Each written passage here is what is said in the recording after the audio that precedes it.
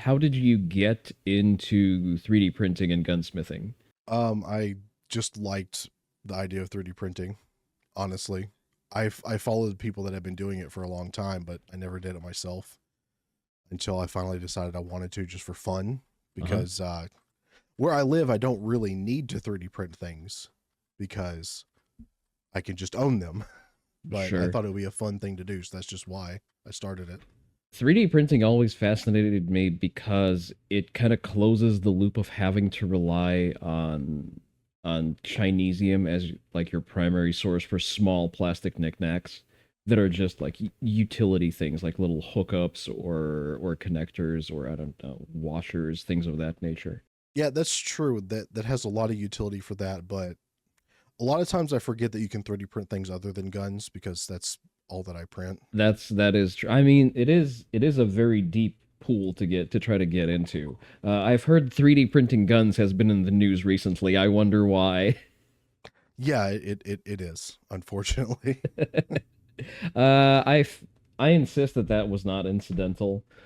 Color me conspiratorial, but it seems like a very deliberately manufactured event. Oh yeah, I agree. I just know people in 3D printing, we're not big fans of journalists in the news in general. So It reminds me of that one time some rag tried to get an interview out of PSR, I think. yeah, PSR, he's a really cool guy. He is. I'm acquainted with him. I don't know him Oh, super well, but I mean he's a cool guy. He's very much avoids anything like that. He just kind of does what he feels like doing. that's respectable. Does I his own like thing. I like his content. I frequently listen to the HK Slap hymn. Yes, that's a very that's I think that's his best song.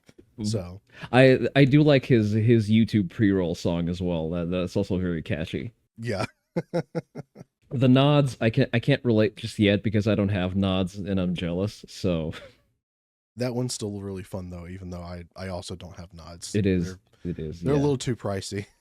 Yeah, it is like that. I've already made an irresponsible financial decision very recently. Oh, what is it? A Benelli M4. Oh, I really want one of those. It is so good. I've added a Benelli M4 dry fire redeem on my channel just because I wanted more reasons to play with it. I'm probably gonna go the cheap route and get a Stoker because it's basically the same thing. I mean, yeah, their patent ran out, so now it's a free for all for who can build it better and cheaper. Well, they're made on the same tooling because Stoker's owned by Beretta. So Oh, okay. Well, there you go. There you go. I hear that the A300s and the 1301s are also good, and honestly, that was my first choice for a semi-auto shotgun. But since a Benelli, it wasn't an M4, it was an M3, was like the first gun that I was given to shoot by my dad. yeah, It kind of has like sentimental value inside of the family. that's understandable. Yeah, he sold his M3 Super off when he was moving countries, unfortunately, because moving with guns cross border isn't exactly easy. But now I get to keep the fire of owning a Benelli, and he can come over and play with it whenever he's in the States. Benellis are cool, but I also recently had the opportunity to just mag dump a SPOS 12, and that's just Oh, a lot more. That just has so much more drip. really? So Well, yes, on pure flexing rights, just through scarcity, the Spas 12 is cooler. However, the Benelli does run. yeah, it's true. The SPOS 12 is a little finicky with ammo. Yeah, well, I mean, it was one of the earlier, and it is cool because it switches between pump action and semi-auto. I imagine that the mechanics of that get convoluted. Yeah, I when I got to shoot it, we just kept it in semi-auto because Yeah. swapping to pump is finicky sometimes. Yeah, I get that. What do they, I think the MSR, well, there's not even MSRP. There's only like the secondary market for it now, and they like average $4,000, Something like more money than I'd be willing to spend on a shotgun. especially one that's not reliably useful for anything. But Jurassic Park, it's just cool. So it's not just Yeah, Jurassic Park. It's like every piece of media that was made between the 90s and the 2000s that featured a shotgun. the absolute flex. Yeah, you're right. Yeah, the flexing rights are almost worth it. I Almost. almost. But yeah, speaking of flexi guns that we got to play with, I got to touch all over Brandon's AK-50. Oh, but that was a lot of fun. That was fantastic. I know a guy who recently got to shoot it, so that would be an We experience. we probably shot it at the same event. That's what I'm guessing, but that was very cool. Arguably the highlight of everything that happened there, and there was a lot of fun stuff to shoot. Like I got to try the full auto Q boombox and 8.6 blackout. Ooh. Yeah, spicy. I recently got to fire a Sten submachine gun. And that was Mm. fun if it didn't keep jamming, but it was still fun. Well, yeah, unfortunately, it is what it is with older pattern firearms. I also got to try a full auto SIG MCX, which is Oh no, that sounds like a lot of fun. the way it's supposed to be, the way God intended. Yes. When asking the SIG rep, let's say hypothetically the Hughes Amendment is repealed tomorrow, how fast can I expect the conversion kit? He said reasonably fast. for I for about $700 a piece. I mean, Wood. just because I know about this kind of stuff, usually converting something to full auto is not that difficult if you know what you're doing. I don't know what the fuck I'm doing. That's the whole reason why I bought an MCX as my primary, just because I wanted a gun that just runs out of the box. I don't need to fuck with it. I don't need to do anything with it. Like, I don't even need to mess with mounting a suppressor on with any kind of convoluted fitting, so that then my gun doesn't run and requires to be cycled on every shot. But That's convenient. I just know like the machine gun in its basest form is really just an angry tube and a spring. yeah, And if you own, for example, an AR-15, you can bend a coat hanger in a funny way and you've got a machine gun. Like yeah. a lot of people don't realize Well, how easy it is to modify a gun. well, the thing is, it's more difficult to it was mechanically more difficult to force the AR to be a semi-auto platform because building it as a machine gun is actually easier. Yeah, I mean, if you've got it towards full auto only, then that's very very easy to do. Yeah, yeah. Well, hopefully we can see some progress along those lines within our lifetime. I'm gonna have to live a long time, but maybe. Let me cope, please. Let me be positive. I just want to own machine guns that don't have to go through the embarrassing process of first of all hunting something that's nearly 50 years old at this point, and then going through the whole ATF process. Yeah, I completely understand. That and seeing the NRA's safes full of fucking safe queen transferable machine guns just evaporate into dust overnight, that's just going to be the cherry on top. Yeah, they deserve to lose that investment. Yes, very much so. Especially given that they were the ones actually lobbying for the Gun Control Act. Exactly. A lot of people don't know that. Yeah. Well, most people get their information out of like very, very watered down secondhand sources. And also, to be fair, stances within certain organizations and their purpose may shift over time with different people, which is basically what happened. Mm-hmm. But it is a fun little curveball to throw at people who want to, use the NRA as a boogeyman. In which case, you can just tell them, yeah, they actually helped pass the most impactful piece of gun control in U.S. history, and they're generally not allies of any kind of gun owning movement. I mean, honestly though, it's kind of beneficial to have the NRA just be the punching bag, though, Yes, yes, it because is. we can just it doesn't matter. We don't care. Yeah. So The only downside here being is that they still get a lot of money just through their notoriety, through membership fees, and then they get to spend that money on, well, not entirely productive stuff. that's true. I mean, and as someone who's a little bit in the know, because I know people and I know I am either acquainted with or only like 1 or 2 degree separation from some lawyers. Mm-hmm. Uh, most of these, gun organizations, gun rights groups, they don't really do anything anyway. They're all basically the NRA, Oof, unfortunately. So, damn. Can we name names? Can we name and shame, or would you rather not? well, those of you that may know, your funny super based gun rights organization that posts a lot of spicy memes on Twitter.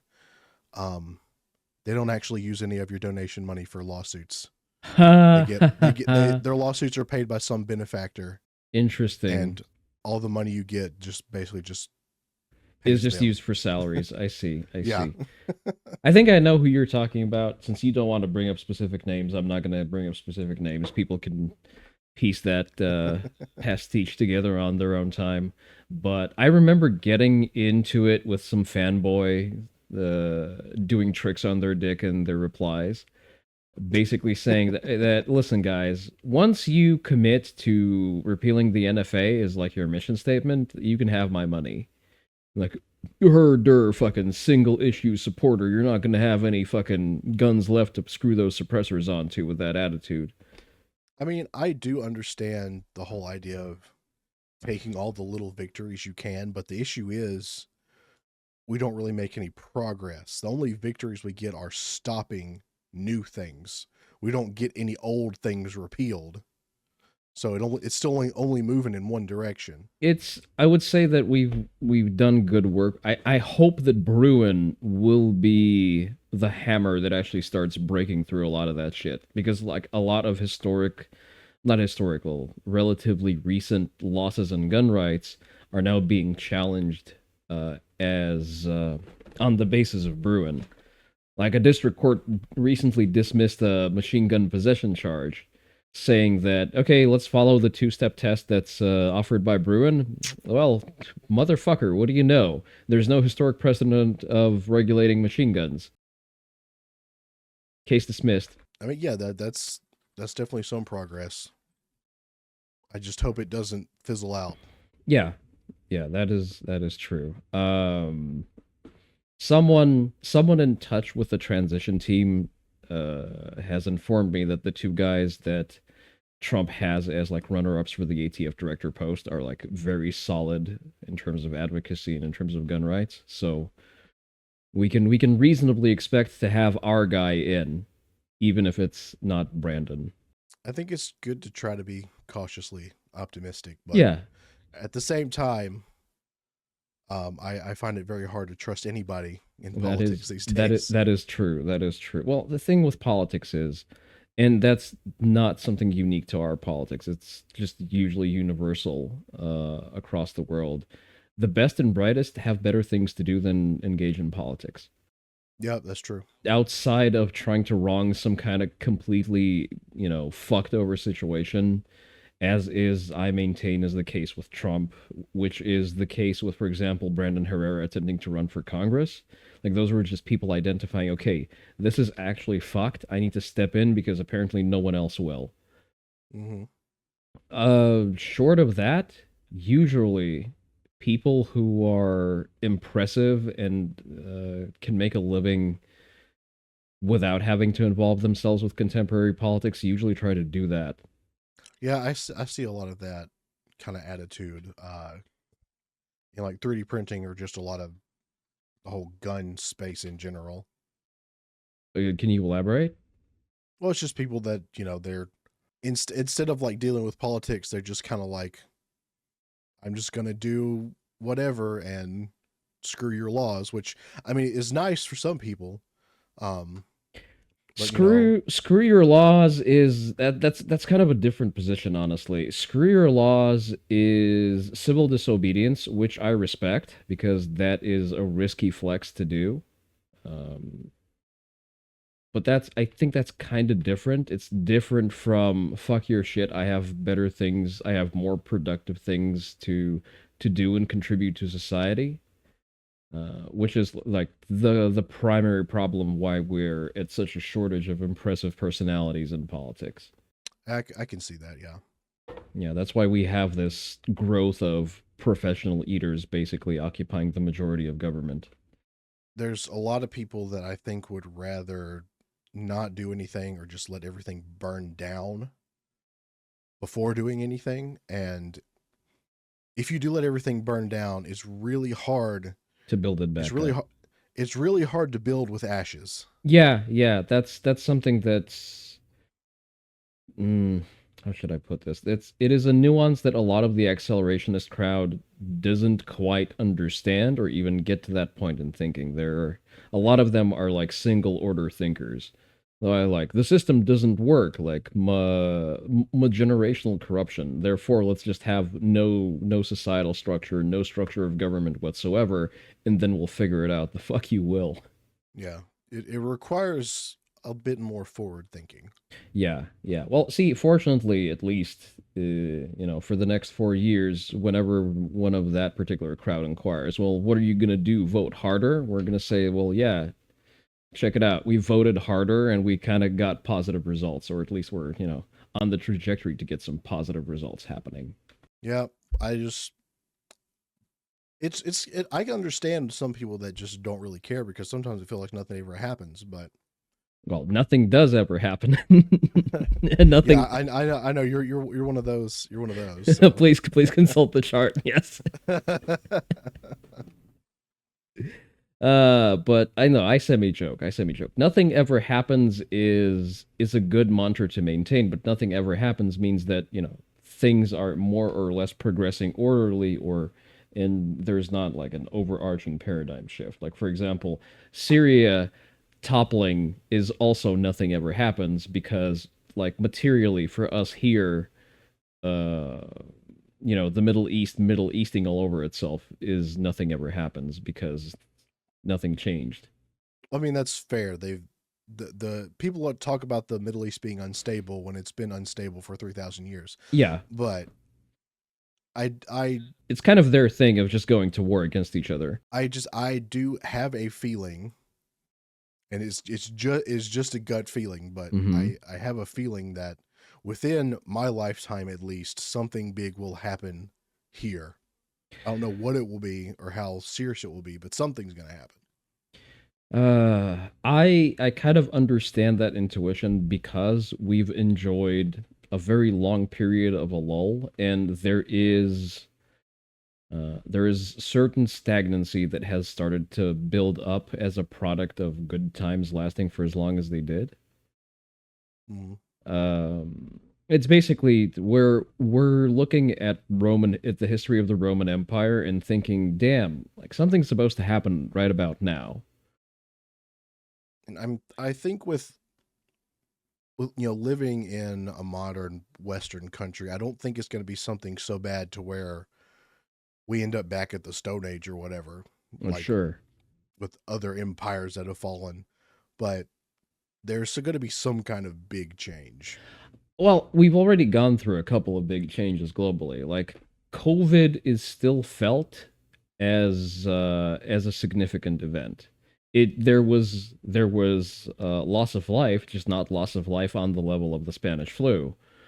Um, but like a lot of societal norms have shifted and changed. Like for example, remote work is now more normalized. It's no longer an exotic perk of higher management to work away from the office for like two days out of the week. That's now just common practice. Yeah, I guess that could be considered a positive, but I feel like the ramifications from that have Oh no, been not all of it is mostly positive. negative. I think yeah, most of the ramifications were negative, and but I think that the paradigm has shifted a lot, and I mean we're still having like a lot of household habits have also shifted around that, and yeah, there were negative consequences, very tangible ones, redistribution of wealth, a lot of private businesses going under, the ever present attempt by the government to power grab in a moment of crisis. Because remember how the income tax was supposed to be temporary? Well, I mean, I don't remember how it was supposed to be temporary because it happened before I was born, but Well, fair. I assume you've read about it. yes. Yeah, we know for a fact that someone at some point claimed that federal income tax is going to be a temporary government initiative. Yeah, and multiple lifetimes later, here we are. Mm-hmm. It's only been like what, 3 generations maybe? Something like that. It's not that long. It's not that long. There are people still around who remember there not being federal income tax. Yeah, but some people have lived and died without it being temporary. That is also true. Statistically, that is very true, unfortunately. But yeah, what are other examples of I think so. Again, not to glaze Trump as an idea, but I think just he is a product of things changing. Like he is the result of the populace at large rejecting the trajectory that was offered to us, which I think is a positive change. Yeah, I mean, I'm not one to really care much about politics or comment much about politics, but I can say like it's definitely more of a thing. Like, a lot of people try to say he's a problem or he's a good thing or a bad thing or whatever, when in reality he's just a result of what other things that have happened. Exactly. Yeah. He is a reaction to what was happening, basically. See, I also, despite what other people can say, I don't like discussing politics. I don't like to be keyed into politics. I don't like following politics because I would prefer to entertain myself with things that I actually like instead of being angry at the clouds. Yeah. But unfortunately, when things get bad enough and you don't think about the Roman Empire enough, politics start affecting your day to day, and I'm not a big fan of that. Yeah, you got to think about the Roman Empire at least once a week. At least once a week, yes. But yeah, turning back to specifically 3D printing, I think I heard you mention that you've built a gun for Pippa. Well, not for Pippa, but it is Pippa themed. Ah, I can't legally give it to her. Well, hmm. probably could legally, but it's all about intent, and intent is hard to prove, and the laws around selling or giving away privately manufactured firearms are very fuzzy and annoying to deal with. But Really? yes, as far as I know, I was the first person to build a Pippa themed gun. Oh, but okay, so let's say hypothetically, can you not send a privately made firearm to an FFL for it to for the FFL to transfer it to Pippa? They would have to serialize it. Sure, you can pre-serialize it for them, I guess. Hmm. You have a Dremel, you just, you Yeah, it's very very convoluted when it comes to that kind of stuff. I see, I see. And if you serialize a 3D printed gun, that kind of defeats the purpose. That is true. I guess, well, you can't have interstate private transfers from what I understand. Just because it's not that you can't, it's just that you start then mixing jurisdictions between the origination state and the recipient state, and then Pippa gets into a shootout with the cops, and the I mean, from what she's told me, she already owns guns anyway, so it's not like I need to give her any more. Everything that I build is usually just for my own. It is just for my own yeah, personal collection. yeah, I see that. Well, because that way you don't need to register as an FFL. That's understandable. Exactly. Yeah. Which, I mean, registering as a FFL would make my life easier in some ways. It also costs money. It costs money, and then you're basically like under even more constant attention from the ATF than you already are.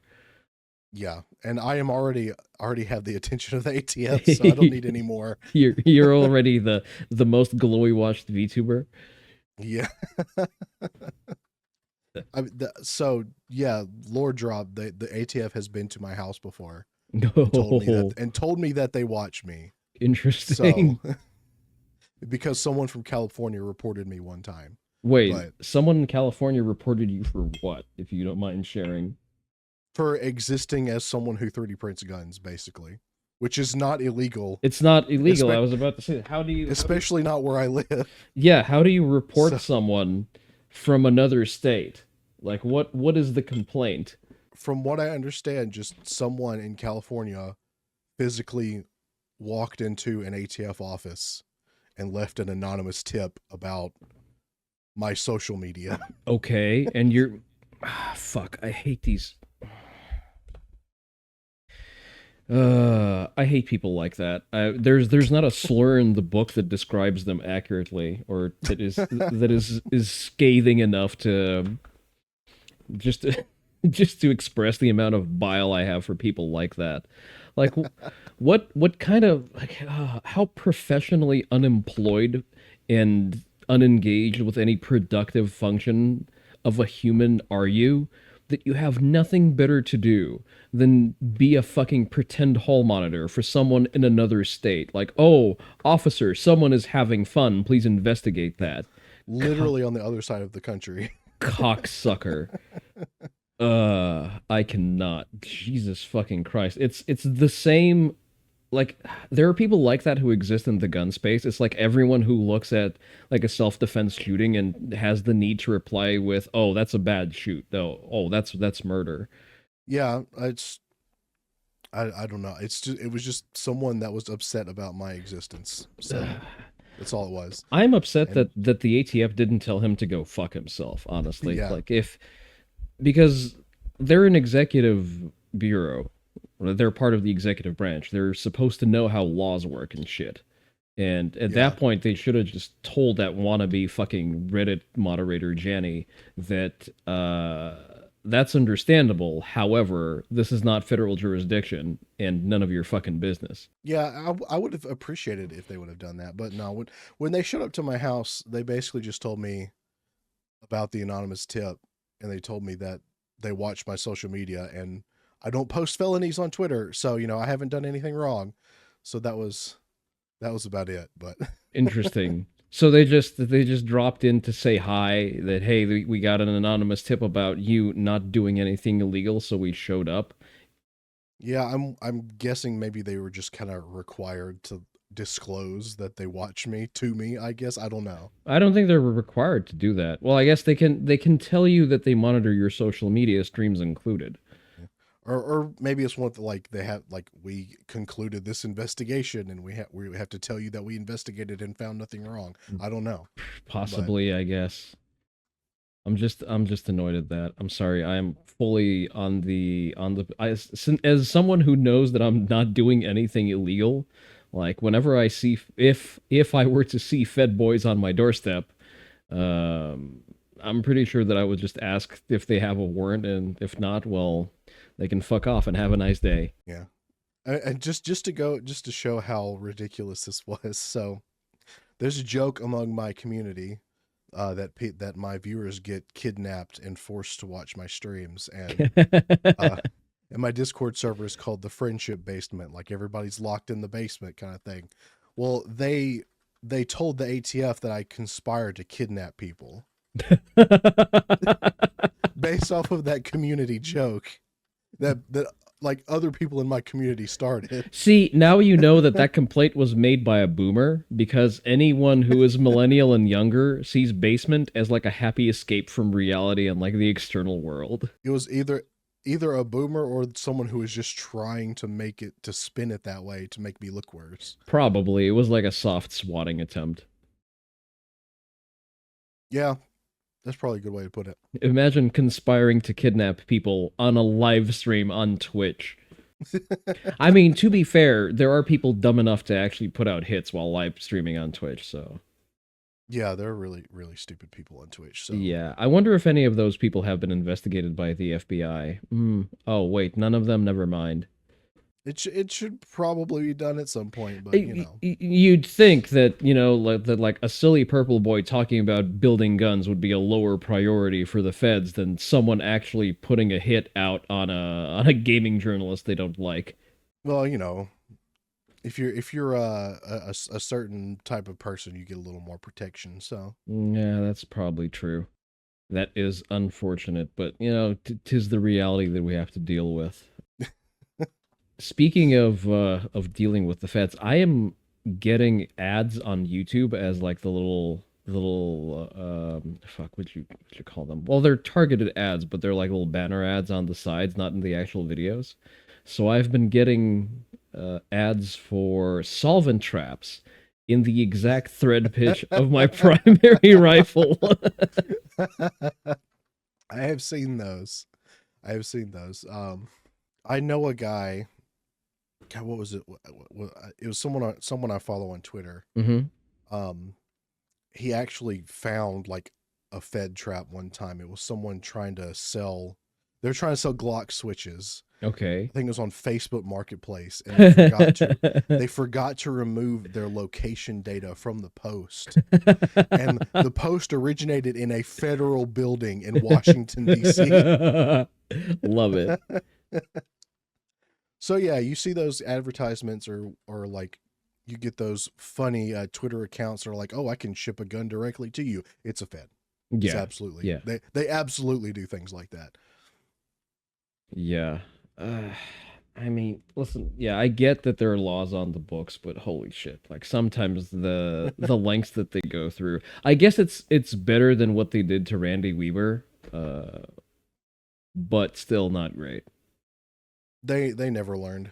They The only thing the only thing they learned from that is how to be a little more efficient about it. Yeah, yeah, they've learned that you don't want to set up an entire siege. You just put a piece of tape on the guy's ring camera, kick down his door, and then if he attempts to shoot back because he thinks he's in the middle of a break-in, then you just kill him in cold blood. Yeah, I kind of think the person that reported me to the ATF, I think they were hoping something like that would happen. Very, very Honestly. likely. Yeah, very likely. They just didn't know the correct trigger words for the ATF to go and do that. Yeah. And I guess they didn't expect the agents in my state to actually like go about things in a relatively proper manner, you know. Yeah. They actually did research and didn't just kick down my door with no evidence, which That's doesn't also nice. which at least that is not something I necessarily have to worry about where I live. Well, here's the thing, like the core complaint is not wrong. The core complaint is that he 3D prints guns. Yes. Yep. That's not illegal. So like there's probably evidence of it. The problem is it's not a crime. So Yeah, and I guess I'm kind of lucky because law enforcement in my area, like I live in a safe area anyway. mhm. So when Ah, after that happened, because at first I was wondering if I had somehow got doxxed. So I went to the local police department and was talking about like, hey, something weird happened.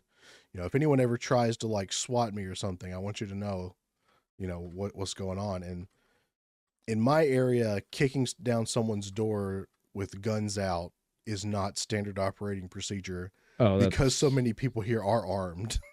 So that they're much more likely to try to contact you through some other means and actually talk to you first. I think I need to have a chat with my local sheriff's office just in case. It's not a bad idea. Yeah, yeah, given that see I live in an area that was sort of shifted by demographics in an interesting way because we had a lot of Californian Hindus move to this area, which like I'm not even soft doxing myself at this point, like it's most of Austin is like that now. They apparently have some kind of cultural aversion or just they don't have a culture of owning guns is what I'm getting at. Well, Hindu and from California, yeah, there Yeah. ain't no way. Yeah. I've had friends who had police called on them for open carrying, which again, Texas, constitutional carry state, all that jazz. Although the police didn't go and investigate anything, they just said, "Yeah, so what?" Which is how it should be. Yes, and there is a That's man with normal here. there is a man with a rifle taking out the garbage. Yes, and That's just standard procedure for a Texan. Exactly. What if a raccoon tries to fight you for the garbage, or a vulture? Like we Texas laugh. got those big raccoons. We got some beefy fucking raccoons. I've seen those in my area.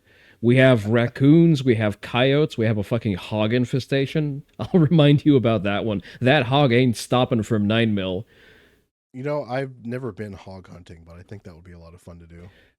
It's widely encouraged here, so I guess whenever you make it down to Texas, book a helicopter flight to do that. But our wildlife is crazy out here, and it's all like it's not Australia tier. It's not like a full on PVE server, but the eagles are fucking big, and they've been known to eagles and owls have been known to snatch small pets. Yeah, that's a danger here too. Yeah. Other than that, vultures are usually docile. They just hunt for roadkill mostly. But we do have coyotes and we do have boars. Where I live, wild boars aren't a huge deal, so I haven't had to deal with that yet. But Mm. Yeah, we have people deploying like mounted Gatling guns just to deal with the problem somehow. I've seen the helicopters with the miniguns shooting hogs. That seems like a lot of fun. Yeah, it probably is. It probably is. And even then, they still can't exterminate the hogs because they're an invasive species. So they're up for extermination here. But like, we're basically like in the nth year of the Texan hog war. We're about to stop laughing about the Australia emu wars. At least a hog is a little more intimidating than an emu, though. And that's probably true, yeah. But we also do have more guns than Australia. Well, probably a single household in Texas has more guns than Australia. Real. Yeah. I have been fascinated by the concept of the FGC9, especially since apparently there's like a ton of permutations of them. There is now, yeah. Yeah. So whenever I get around to actually getting a 3D printer, which I feel like I inevitably will, because expensive hobbies just seem to fall in my lap unpredictably. Well, if you know what you're looking for, a 3D printer can be fairly cheap too. I was looking for one of the bamboo ones for I think like $500.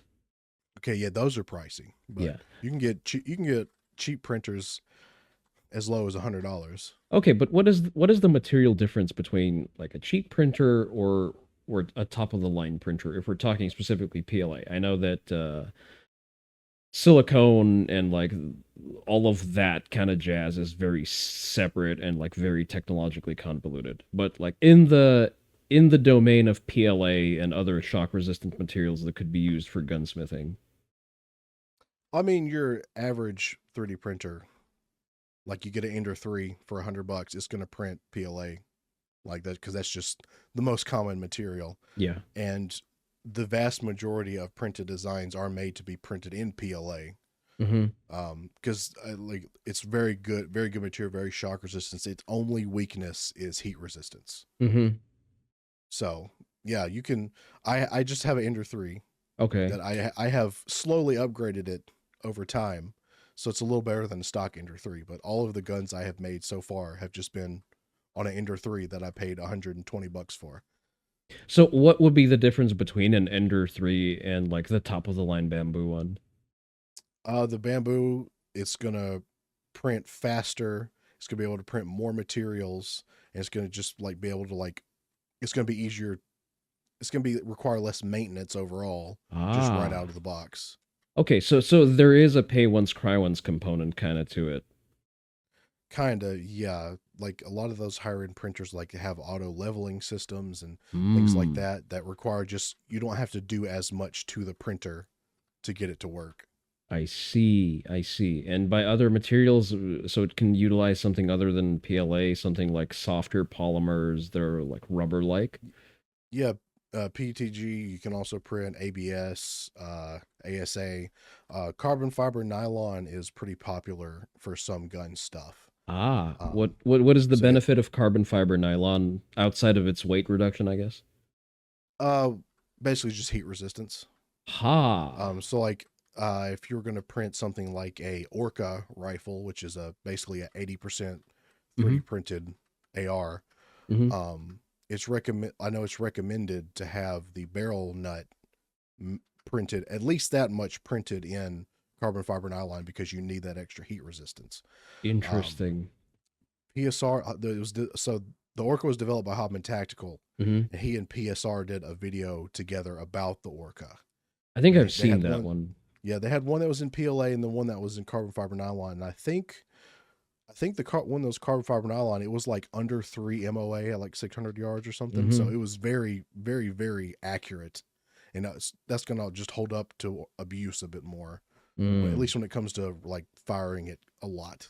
I Because that's the see. one thing with PLA is you if you rip through 3 or 4 magazines nonstop, your PLA is going to start to warp I see. I because see. of the heat buildup, stuff like So that. so is carbon fiber nylon then generally going let's like is why is it not the preferred material over PLA then?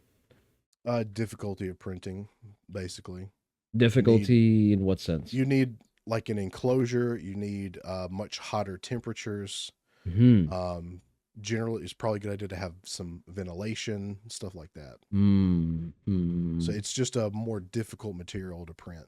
Okay, so if I were to hypothetically go for the higher end bamboo, that then enables me to work with carbon fiber nylon, and that generally sets me up for builds that utilize it as opposed to just relying on PLA. Yeah, if you want a print, I don't have a bamboo myself, but I know people that do, and I've done some research. If you want a printer that you can take it out of the box and push the button and just go with whatever you want, that the bamboo is going to be your way to go. Yeah, that I'm sounds like personally me. looking at I'm personally looking at getting Creality K1C because it's like half the price, Mm-hmm. and because it does require a little more work than the bamboo, but I'm already used to working on 3D printers. It's not a big deal, but it still has like the speed and the more materials and stuff like that. So Understood. Understood. That's that's mhm. another big that's another big thing between cheaper printers and more expensive ones is a print on a cheap printer might take 24, 36 hours, and then it Mhm. might take 12 hours on a nicer printer, you know. And then because you need to like go back and forth between engineering certain parts, the tolerances and whatnot, like you're likely printing multiples of specific adjusted parts, and therefore you're like significantly cutting down the overall time you need to spend on a build. Yes.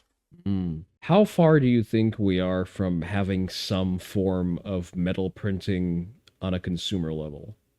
That I don't really know. Um but I mean the people that I do know that are kind of in the know about that kind of stuff, I mean they think that for the most part metal printing isn't really going to be that necessary. Do tell. How do they motivate that? Well, it's just because of the designs we have, like the FGC9, for example. Mm-hmm. It's all homemade, even though some parts are made of metal. Uh-huh. They you don't have to go and buy any actual gun parts to build an FGC9. Everything you can source through like going to a hardware store and buying screws and pipes and stuff, and you can make the barrels yourself, make the bolt yourself, all But that kind of isn't stuff. there some kind of arcane process for specifically building out or rifling the bore? So yes, so the I haven't done it myself just because I don't have the space to do a setup for it at the moment. But you print some tools to use copper wire and rods and stuff, and you basically bore out and rifle the barrel using electrified salt water, Mm-hmm. basically. So it's a very interesting process, and it's a lot more reliable than some of the other DIY rifling methods. I see. And can you, for example, do see what I'm most interested in? For example, Glocks have fairly easy to remove and replace drop-in barrels.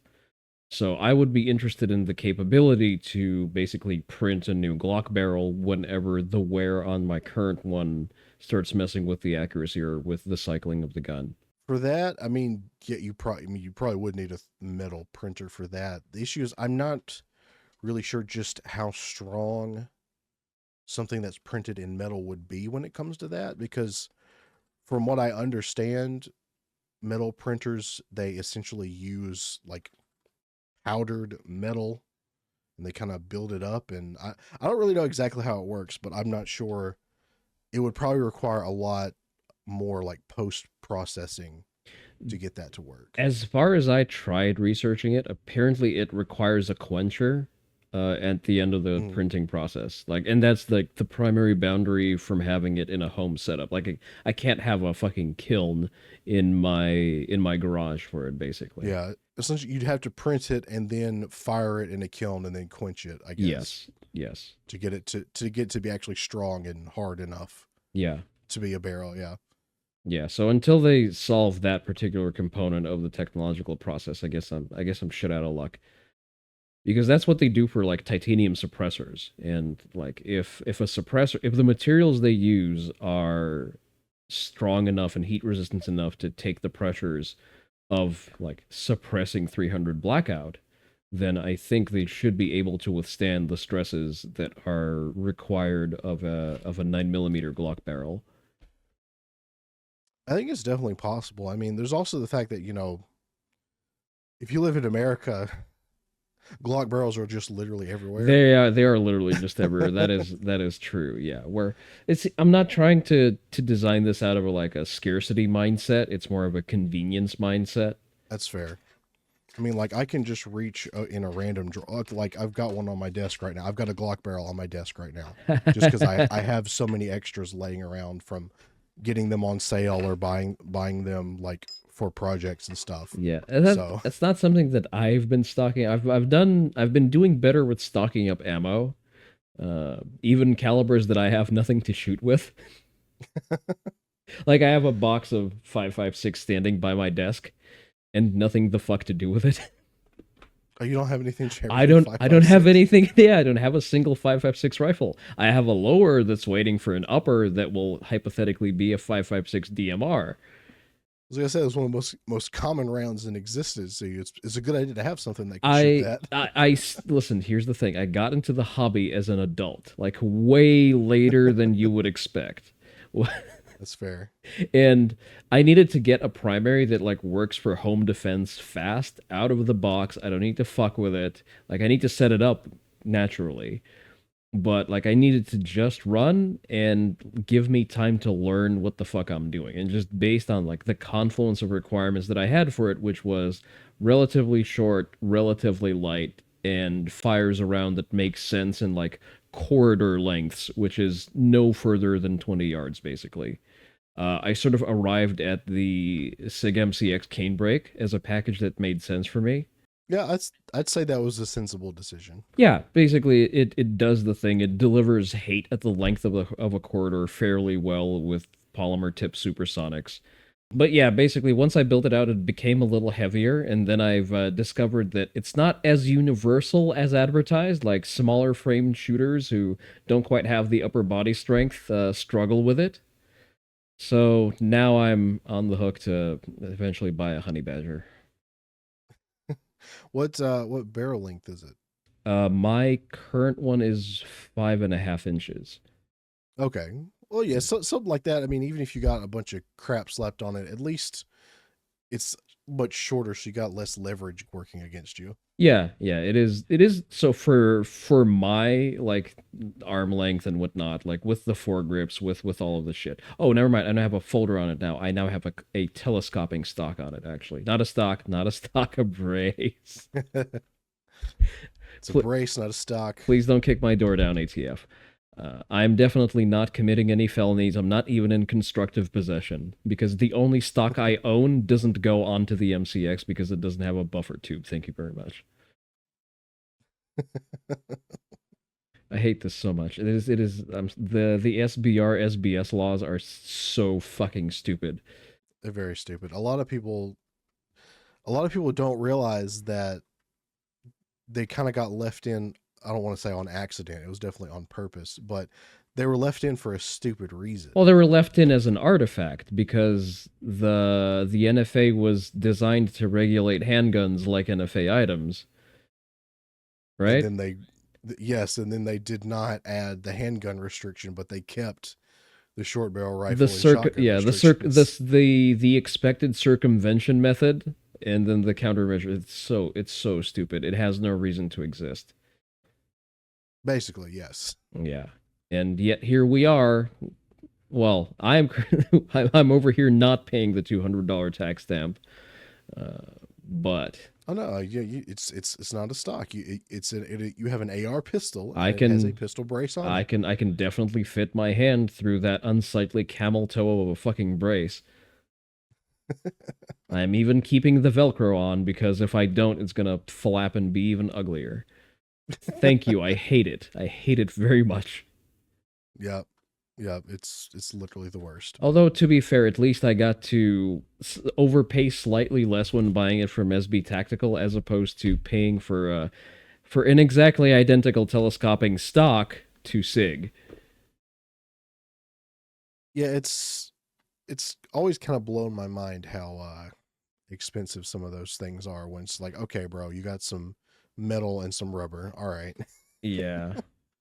Well, SIG is gonna do SIG things, I guess. They can get away with it. The gun itself is good enough that they can autism tax you for also having SIG stuff on it. You basically just got that for home defense, though. That was your Yeah, main intention. that was the main intent. I sort of then kitted it out to be also just my do everything primary. Like I can reach out with it up to 100 yards somewhat reliably. Understanding that at 100 yards, 300 blackout doesn't really do a lot. It's still a bullet, still flies pretty fast. Like it'll deal with the common threats. 300 blackout was intended for a short barrel anyway, so you Yeah, you will get a little better performance than you anticipate. yeah. I still need to check my zeros because I run a standard EOTech. Hypothetically, the center, my actual dot is supposed to be zeroed at 50 yards, and then like the bottom of the circle is basically my zero for 10 yards and 100 yards, which Mm. I have yet to confirm the 100 yard zero because, well, it's just a pain in the ass to just find an outdoor range that long. Yeah, I understand that. Yeah. And if anything, I'm not shooting anything at that distances until I slap a magnifier on it, ironically making the rifle even heavier. Well, see, because of where I live and because my family hunts and stuff, I'm just kind of used to shooting 100 yards or longer. Hmm. So, like shooting at 100 yards with,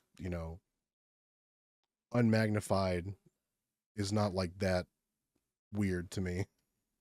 I can shoot at 100 yards, but I'm not making any promises as to what I'm hitting. That's understandable. Yeah, I'm fairly myopic, just constructively so. I've had bad eyesight for as long as I can remember, and the way I dealt with it, I insist on not having my prescription glasses or lenses or anything that could help me out with any kind of power on my face whenever I shoot, because I just generally don't wear my prescription glasses for outside of the need to look at screens and read text. So, since, I'm following the principle of train how you fight, so I've no, like I unironically do that. So I've trained myself to work within like the limitations of my organic vision, and I just go off of the guideline of shoot center mass. The fact that the target is blurry doesn't prevent me from seeing where the center of the blurry smidge is. So bro's intending to fight blind. Basically, yeah. I'm not that blind, but let's just say I can't tell faces apart at like roughly 20 yards. I mean, I'm just saying that could potentially be a problem. Well, listen, 20 yards isn't exactly self-defense distance anyway, so I'll be fine. Just if anyone out there, if you're ever in a situation with Kuramaru, just stand behind it. Yes, exactly. Just stick to the ground and you'll be fine. Just don't be threatening and don't hold anything with both hands in front of you. We've had some unfortunate cases here recently Oh, that really? that required a, well, no, it's not really. It's one of the cases that required a governor's pardon. Oh, what? I don't know the context of that. So during the summer of love, as we were reliably informed, Austin, being Austin, even in Texas, was having what you would expect to happen during that event. And Hmm. protesters were peacefully assembling with guns and blocking off roads, which you're not supposed to do. Like if we want to be strictly compliant, but because again it's Austin being Austin and the mayor and the DA being cocksuckers, they were still doing that. It's a good way to get yourself in trouble. Yeah, it's a good way to get yourself in trouble. So an Uber driver was dropping someone off, and he was trying to get out of the city, and he ended up on that blocked off road. And they started surrounding his car. And one of the protesters had an AK slung on his chest in low ready. Low ready being differentiated from letting it hang by having both of your hands on the gun. Yep. And whenever, he approached someone's vehicle with a gun at low ready in Texas, and he proceeded to find out. That's of all places Of all to do something places, like that. you'd think that if you're a Texas resident, you would know better not to do that. But yeah, so the driver shot him, predictably, because what the fuck else are you going to do when someone approaches your car with a gun at low ready? It's a perfectly reasonable response. It is, but the DA tried removing. Basically, the DA did everything to try to smear the guy as like a motivated, targeted killer, and hid important evidence from the jury. Basically, directed the jury to a false verdict, and the governor had to basically, as the trial was happening, the governor basically said, "Yeah, this is dog shit."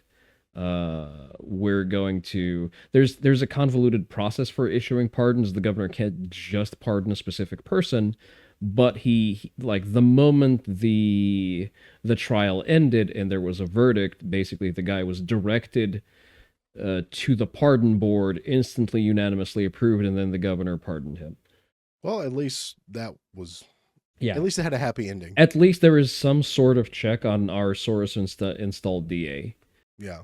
Which unfortunately at this time isn't a bucket of tar and feathers. I'm definitely, hope, I'm definitely not advocating for any kind of escalation from that point against that particular individual because that would be wrong. To some people. To some people. Yeah. Well, yeah, it was for legal reasons. I can't agree with doing that. Yeah. For legal reasons, we must disavow. Yes, exactly. Like I keep reminding my audience that while we do have the moral right, it would still be illegal to burn down the ATF field office in Texas as retribution for Waco. Morally dubious, but definitely very illegal. Extremely illegal. Yeah. Unfortunately. Yeah. But yeah, getting back to the subject, yes, I currently do not own anything in 5.56, and I will unlikely get to own anything in 5.56 for like at least another year before I buy a primary rifle for the wife. And she has expensive taste now, so. Oh, great. Yeah, I'm on the hook to become a Q customer. Which, to be fair, they do make nice guns. I would just say, like, for the average person, a Palmetto AR is gonna serve just fine. More than enough, yeah. If you want to get a little fancy, I want to get one of those sabers because they look really nice. And I know a guy who stuck an auto sear in a Palmetto into a Palmetto saber and fired it until it quit firing. It's like thousands of rounds fired at nonstop full auto until it quit, and it quit working, and he let it sit for a day, and it started shooting again. Nice. So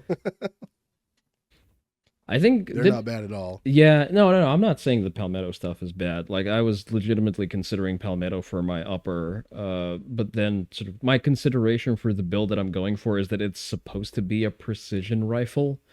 And like precision rifles is generally not when you want to start going for like the I would say more general appeal parts. I got my lower off of Palmetto. I'm perfectly happy with it.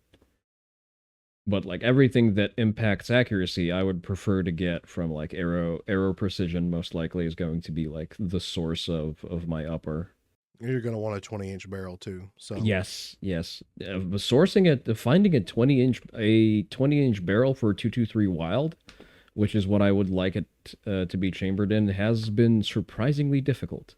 Yeah, I mean, honestly, I don't have an AR with a 20-inch barrel just because they are harder to come by. Yeah.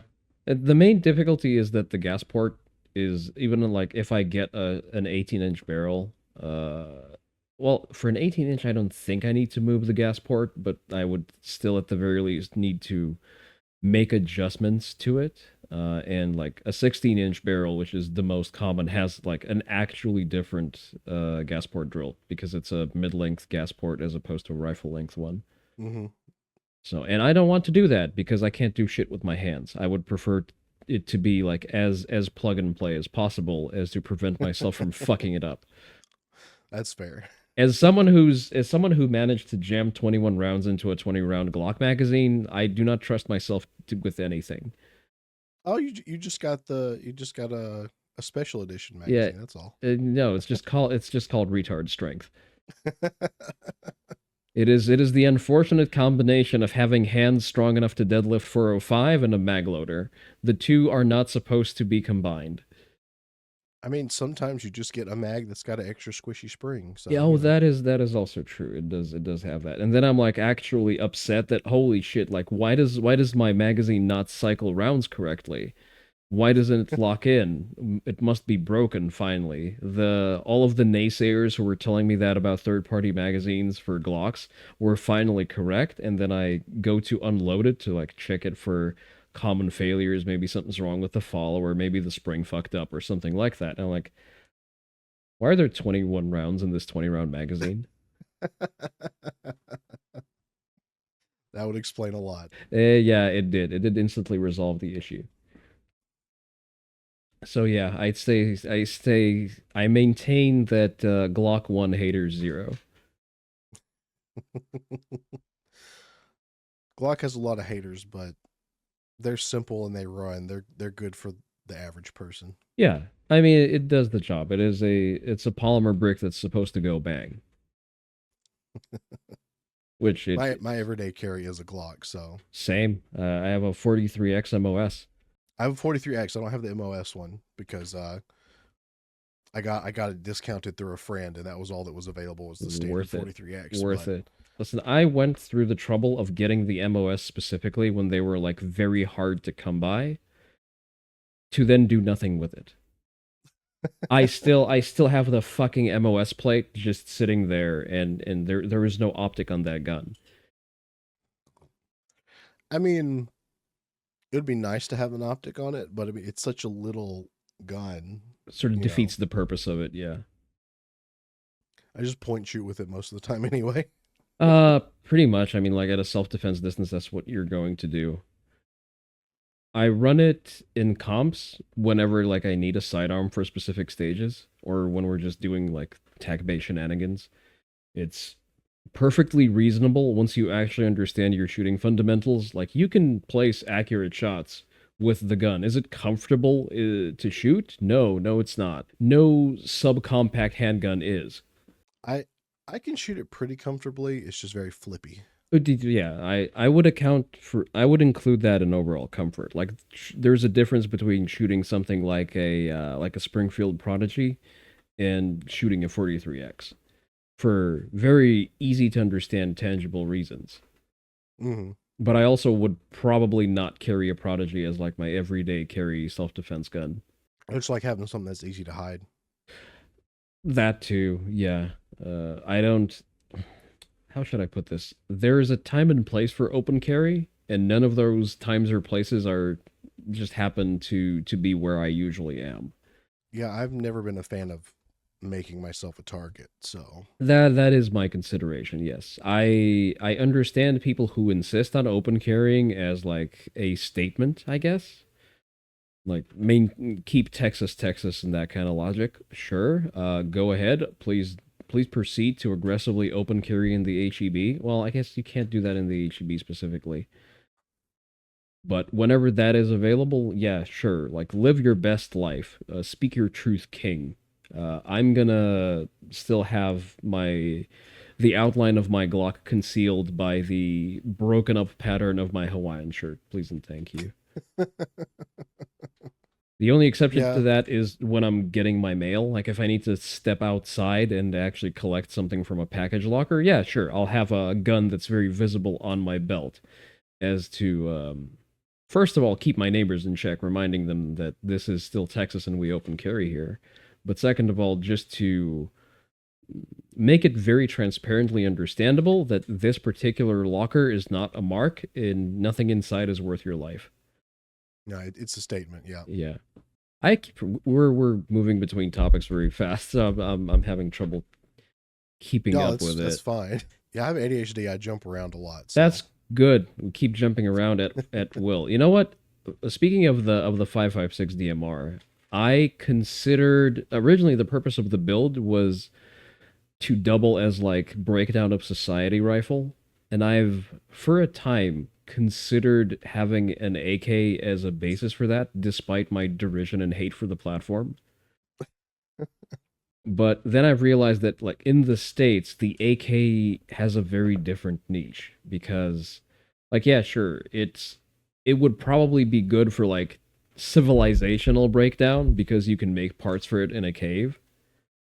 But if we're retaining our technological tier, the AR is probably a more practical platform to fall back on while you're in the States because we don't really have, surplus Soviet 7.62 by 39 hiding in random caves. Yeah, And yeah, you're more likely to find random AR parts than you are random AK parts. I agree. I mean, the AR is definitely a little more practical, but AKs are just cool. Let's not assign big labels here. As I respect the platform, I respect what it does. It is the most common platform in the world for a reason. It does come with certain counterbalance things. I do find it funny that the best AKs are now made in the States. Well, yeah, I mean, we make everything better, so. That is true. But the only thing we need to do now is to standardize a spec for them so that we have like an equivalent of what is a mil spec AK, and then we're golden.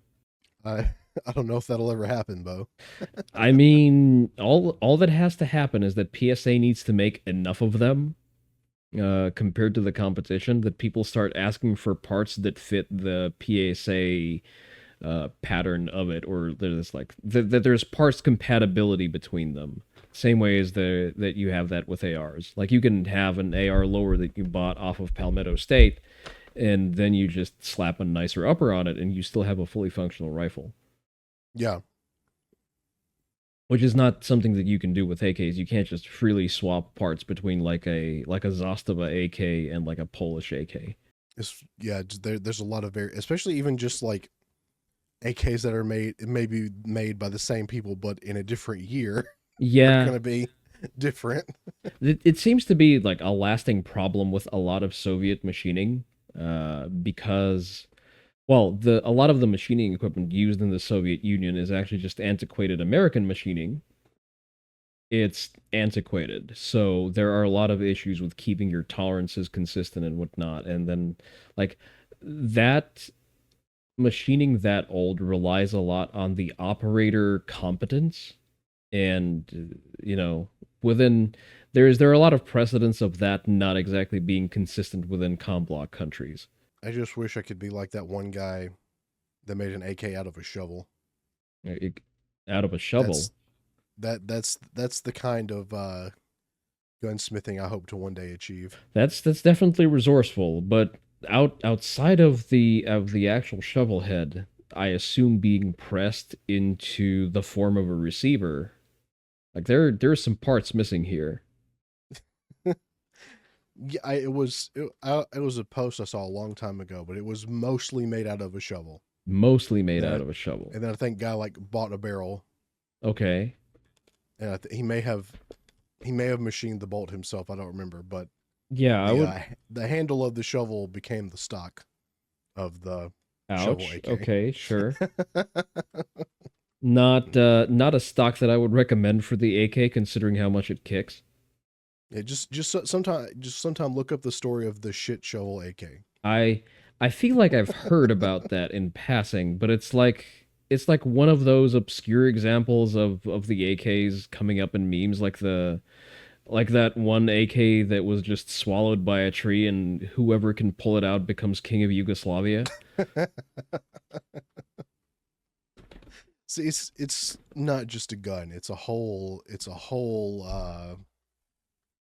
I don't know what the word is. It's an idea. It It's not just a is gun, it's an idea. it is basically yes, it is a concept. It's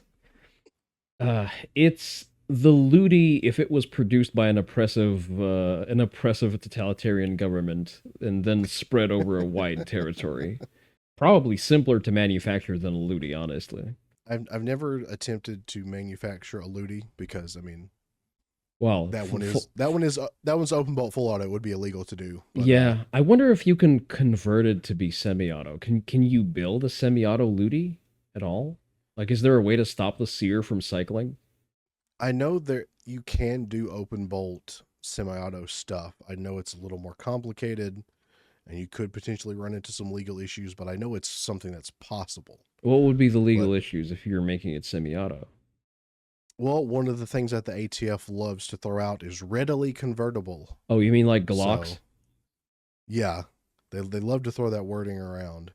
So you can imagine you've got this thing that it was originally intended to be full auto, but then you modified it to where it's semi-auto. But then like, oh, what if you just modified it back to be full auto? And maybe they would try to come after you for that, that kind of thing. So a lot of laws and stuff are very intentionally vague, Yeah, so they can come after you whenever they want. yeah. Well, weren't they stripped of Chevron deference, so they technically can't do that anymore? They can't interpret laws. I mean, technically they can't, but Yeah, feds like to shoot first and and ask ask for for. forgiveness later. Yeah, they're known So, to do that. For some reason, they also use that right disproportionately to shoot like children and dogs, yes. as is precedent. So, I mean, yeah, that the Chevron thing might, on paper, it might say that, but, it's more of a thing as like, oh, we went ahead and acted, and then afterwards we investigated ourselves and found we did nothing wrong. Mm, So, many such cases. Speaking of funny guns that are coming out recently, apparently Barrett is about to release what is essentially the 40K bolter. So I'm looking forward to that. really, Yes. It's basically it's designed to be a handheld personal grenade launcher or whatever it's called. And it shoots 45 millimeter grenades. I'm blanking on the exact spec of it, but it is basically that. The only downside is that per the ATF, technically each round is a destructive device. So yep. yeah, If it's imagine. if it's over 40 millimeters or 40 millimeters or over, yeah, you have to register every single round. And pay a tax stamp on every single one was just ridiculous. Yep. And I think the primary issue is that most of the rounds that they've currently projected for that firearm are actual exploding bullets, like they're actual grenade-sized bullets that have an explosive component to them in the projectile. So it's a destructive device not just because of the caliber. It is also just dead ass a Actually flying grenade. explosive. Yeah. Well, because bolters in 40K are basically that. They shoot 35 millimeter what is it? Rocket propelled high explosive armor piercing rounds. Well, then I guess if you were going to be a little more lore accurate, then if you can make something that's a 37 millimeter, which is legal and Yes. more common, you could do that. But Mm-hmm. then if you had any actual explosive rounds, then Still you would destructive have to device. register those. But Yeah. if you had some smoke rounds or something, you'd be fine. Aren't smoke grenades also destructive devices now? There was re-regulation of smoke grenades and flashbangs recently. I I knew flashbangs. I wasn't sure about smoke I grenades, think but that may be possible. smoke grenades lost the exception along with flashbangs in the same fell swoop. I think Which is you need a really pyrotechnical. stupid. Yeah, you need a pyrotechnics license to get either now. Well, that's annoying. Yeah. It is. It is. It's an online course. It's like some kind of certification payment, but staying consistent with the idea of a right delay is a right delayed is a right denied. It's not supposed to be that. Like, can we please just have our stuff? Please fuck off. That would be an ideal situation, but I don't know if that's going to happen in my lifetime. Yeah. Well, we can hope. We can hope and, maybe try to support groups that aren't just, occupying themselves primarily by being spicy online and actually do some work. Yeah. Yeah. Here's an interesting question. So there are different classes of armor piercing ammo. There's steel tip and then there's black tip.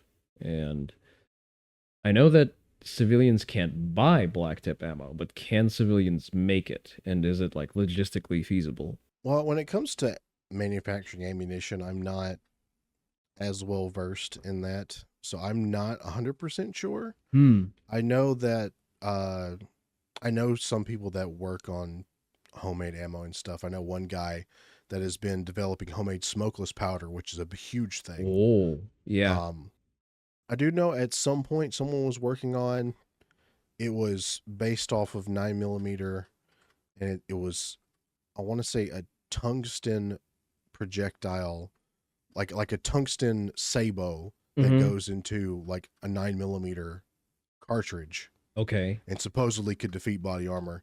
I don't know what the legality of that was though. Interesting. I'm not sure how it's regulated. I know that the tungsten core is used for blacktip. It's either tungsten or I think carbide oxide is usually the core. But I know that you can't purchase blacktip. Um, but you can purchase steel core ammo. Steel core ammo just doesn't defeat level 4 armor. I, Yeah, and I'm not 100% sure about a lot of that stuff. So okay. Yeah, it was just something that I came across recently, thinking about, okay, we can buy green tip. Is there a reason why we can't just make black tip if we can't buy it? But I guess it's something to read up on in the future.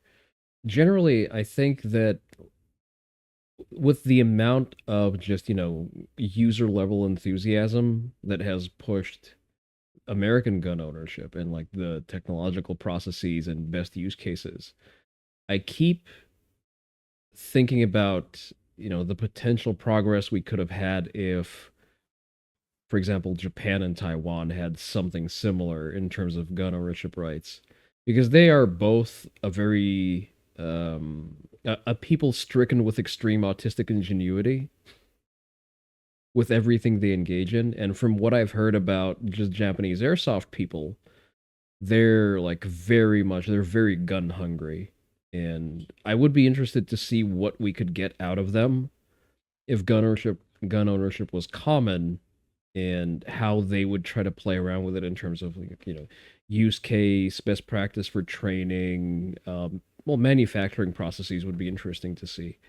yeah, I've heard that the airsoft scene in Japan goes very hard, Yeah, and it's definitely very interesting. But they are woefully unarmed over there. yeah, that is unfortunate. Did you know that well, it was popular for quite a while, DevTech, which is a brand of bullet resistant helmets, that one originated in Japan in the airsoft scene. Really, Yes, their airsoft scene came up with a level 4 rated helmet. that's pretty impressive. Yeah, yeah. Apparently they're still being made. They've also made like just airsoft proof, or just masks that look like Menpo masks for airsoft specifically, but they're still, I believe they're made out of polymers and like metal bits in them. I have heard about like Japanese helmets that have masks that are like level 3 rated. So Oh, even the masks. I didn't know if yeah, they were rated for anything. I feel like at that point, if you get hit in the face with anything that is stopped by a level 3 plate, there's still not a lot of face left. You know what I mean? I guess I would say depending on how much the mask bulges in the back or how much face clearance maybe. Yeah, yeah, I would question that. Even the helmets, even though they look cool, like if it tries to stop a shotgun slug, I'm sorry, but your head is definitely not being penetrated by the slug. It's also no longer attached to your body. There's a bit of a logistical issue there. Like there's some transfer of force that still needs to happen.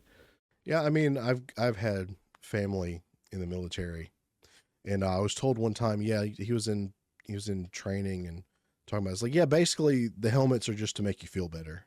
Well, So, I assume they still stop things like glancing hits and small I mean, arms it's fire. shrapnel and stuff is the main thing they guard against, I guess. That too. That's a lot of reason why side plates are a thing as well. So I've heard at the very least, based on like explanations from recent theaters of war. Like those have become very popular. Yeah, I should get some side plates eventually, but all Same. my plate carriers only have front and back. Yeah, I have the space for side plates. I have a shellback banshee. So I have my Oh, yeah, nice. I have a cummerbund that has the space for side plates, but the fucking side plates are like $400 a piece. It's ridiculous. There are some places you can get them cheaper than that. I can tell you about that later. Oh, okay, sure. I'll look into that. I generally need to rethink my plate carrier setup. It was the same case of me not knowing a lot about the thing and just throwing together whatever worked. And now I'm sort of trying to reevaluate whether the things I was doing were done correctly. Like for example, I had plates seated wrong inside of the plate carrier for the longest time, just because I didn't understand how to like correctly tuck that inner pocket to hold the plate up. Yeah. So then I guess the more you learn. If only we had some kind of long-lasting tradition of educating our populace and using those tools accurately, since we're supposed to maintain a well-regulated militia. I mean, that would be nice, but Yeah, I maintain that under that we should be all issued the Select Fire M16. Same as the Swiss are, for example. The Swiss are, well, granted, they have to go through compulsory military training first, but at the end of it, you get a Steyr AUG on the house, which is select fire, by the way. well, that just sounds really nice. Yeah. I'm not hugely a bullpup fan, but Augs are nice. Listen, for free, I'll take a Steyr. Speaking of free guns, I actually managed to win a Mossberg 590. Yeah, I heard about that. I Yeah. think didn't you told me about that the other day, I think. Yeah. I didn't mention that. I'm still in disbelief. I never win shit. Just any time. I try my hands at raffles and whatnot whenever there's some kind of other thing that I can get for participating. Or like when I go to gaming events, for example, they'll have raffles for shit for like hardware and whatnot. And I never win. It's just not in the cards for me. My luck spec is just so low. It's barely worth to try. Yeah, it's about the same for me. Yeah, and I'm standing in line to touch all over Brandon's AK-50, and I get like a message on my phone, "Hey, you won the shotgun." I'm like, "Holy shit!" So That's yeah, awesome. yeah. Now I need to decide what to do with it because like I have the Benelli. It's very obvious that there's not really I don't have a need for a 590, but yeah, Okay, but you have one, so I do have one that is true.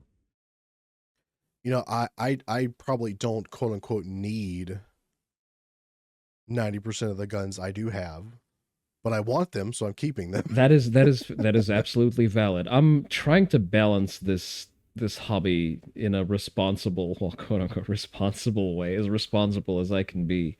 Uh, but I see the appeal of collecting different guns that are just cool. But the penny pincher in me sort of resists the idea of just freezing up so much capital in safe queens. Well, as long as you shoot them sometimes, then it's justified. Then it's technically not a safe queen. It's now a range. Exactly. It's now a certified range toy. That is So true. all you have to do is shoot it some. Yeah, You don't have to do you don't have to do it you don't have to take it to the range every month, but shoot it occasionally and that you're is true. justified. And you reduce its value so much that it's no longer frozen up capital. It's just capital that no longer exists. Yeah, exactly. So, money well spent. Exactly. Exactly.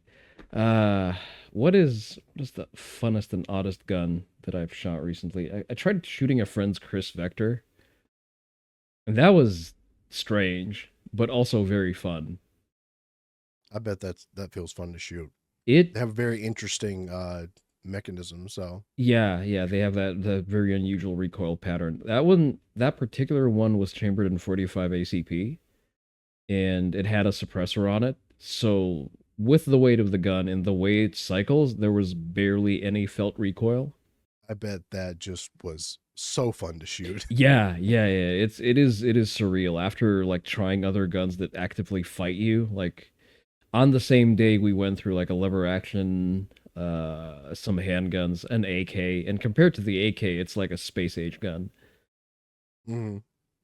So that is probably an exotic gun that I'll just eventually get to. Like, eventually I'll have enough shit and I'll be bored enough and want to throw money at something that a Chris Vector is eventually going to find its way into my safe. Yeah, if there was an exotic gun, that would probably be one of the ones I would get too if I had the chance. Just Yeah. because they're fun, they're interesting. I'm the kind of person where if I could own one of every gun, I would, just because I find guns in general interesting. It's the mechanical autism, which, at least for me at the very least, like, I like guns not just because, oh, gun, weapon, good, project force, be big rock, be chieftain of tribe. No, it's also because when you see a well-made gun, there's fucking mechanical bits about it. They click and they move along like specific pathways, and they're like very deliberately built, and they do a mechanical purpose, and they do that well. And for some reason, it just scratches my brain in a Yep, very pleasant fashion. I completely understand. Yeah. Like, I enjoy the Benelli, not even through its intended function. Sure, it shoots shit very well. Like, you hit someone with a shot of buckshot out of that thing, it's definitely tearing out a piece of shit out of the guy. However, just running the action of it is still fun, and like feeling the recoil system, rather its gas system, cycle and pull rounds through. Just the mechanical spectacle of it is enjoyable on its own. They have very smooth, satisfying actions, so yeah, I Yeah. get it. Yeah. And because like it's a very heavy bolt, like you can feel it cycle through the gun like as it's cycling. So yeah, that's a big component of the enjoyment that I don't think gets brought up enough, and I think it deserves a lot of attention to it. Like, even a Glock is very well built from that perspective. Hmm. Like, people scoff at polymer weaponry generally because it doesn't have like the same tactile feel of a metal gun, but I'm still enjoying the tactile feedback of even a Glock because like it's still machined together very well. The slide moves around, like shit happens and shit clicks into place, and that's always fun. Guns are just interesting. Yeah. I my speculation is that it probably just scratches the same area that is normally stimulated by male pattern train autism. that's that's a potential, yeah. Yes, the masculine urge to put together a mechanical implement and just watch it work. Yes. So I think more emphasis needs to be put on that. It's not that we like guns because we're violent. In most cases we're not. We just enjoy the mechanical thing go clicky click. And in my case, you like the rush of firing 5 shots back to back from a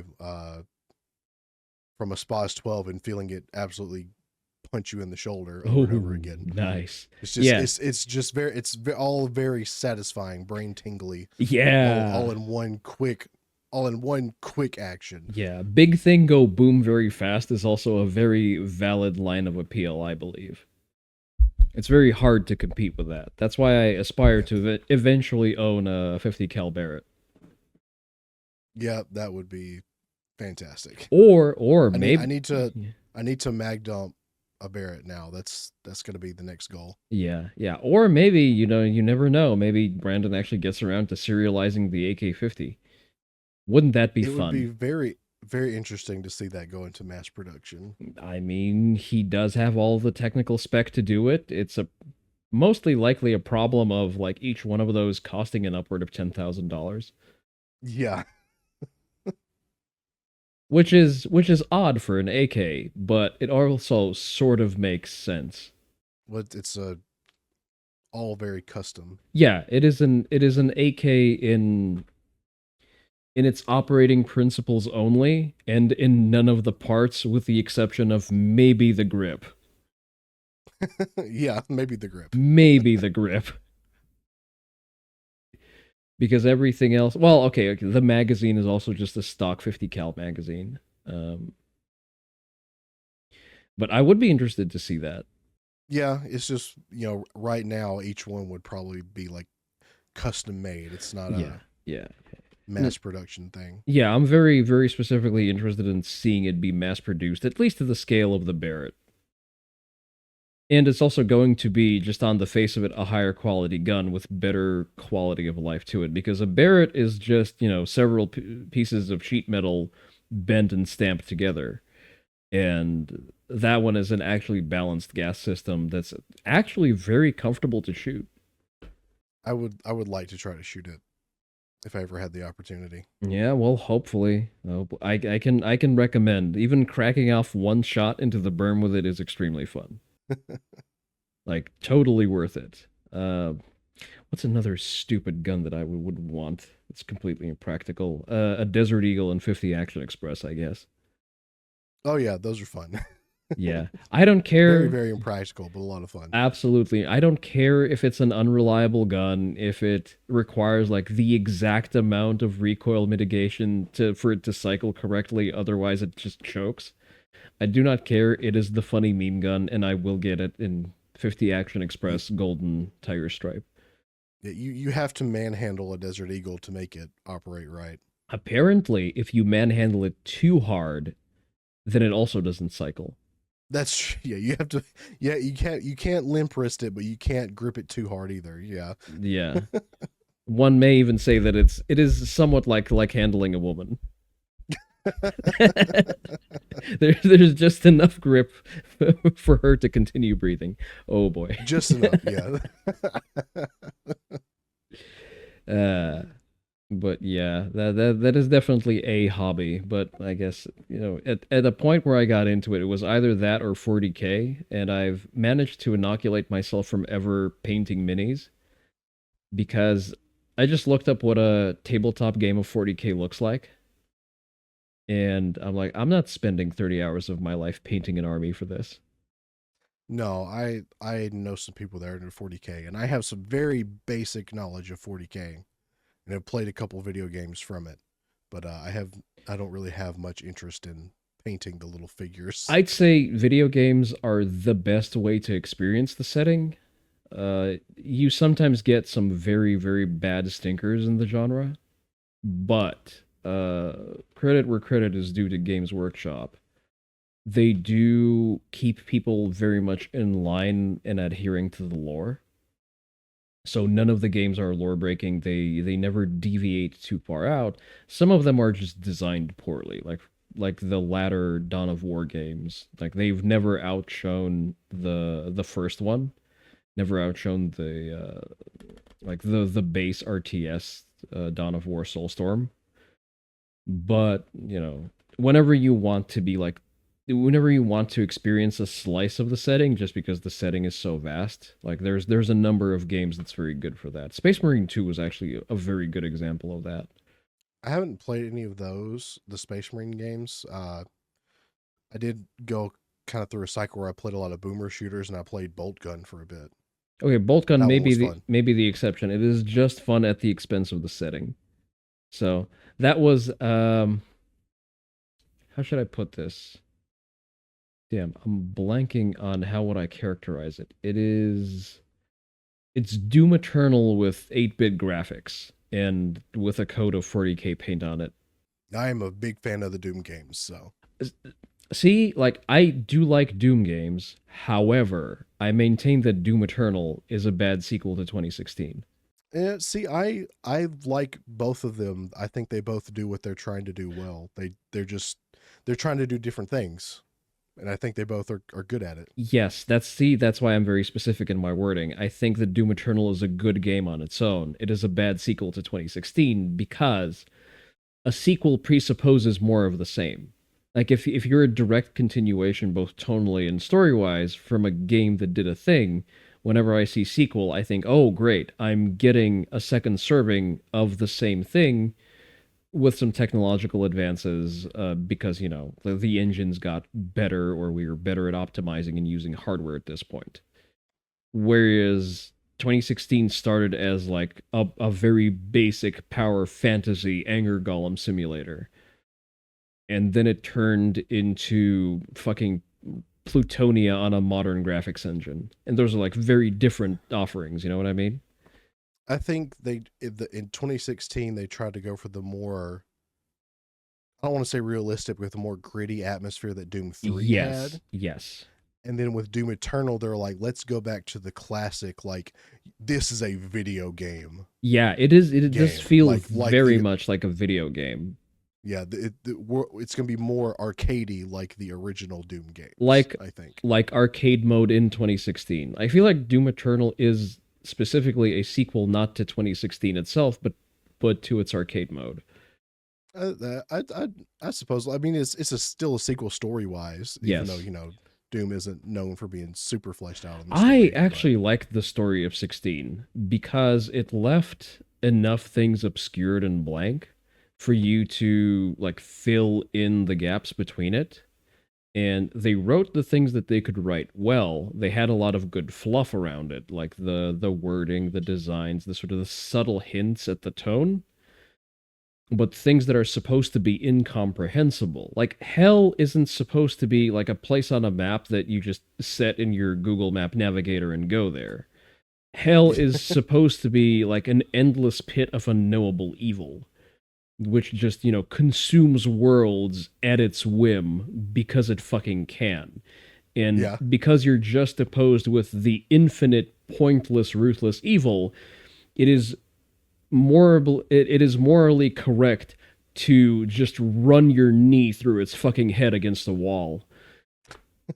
And that's what made Doom 2016 work. You don't care about the fucking petty politics of reusable energy being sourced from Mars. You woke up, you found a shotgun, you stuffed it into the mouth of the first demon you see because all you do is hating them and killing them.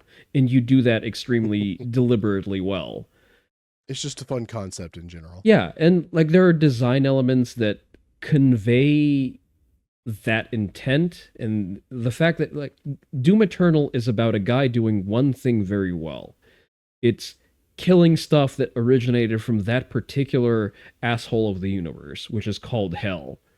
Like anything that comes out of that, he already comes packaged with a knowledge of how to kill that as fast as possible. That's, for example, like in a lot of the glory kills, you'll see him snuffing out or isolating certain like vectors of attack. Like when he tackles a possessed soldier, the game tells you that he knows how to deal with that form of enemy because like he locks down the hand that is fused to the gun in a way that he can't fire at him while he detaches his fucking head from the rest of the body. Yeah, it's just very efficient. Yeah. Or like he knows that like the mandible on an imp skull is particularly mobile, therefore you can just rip it the fuck out like you're starting a Buick.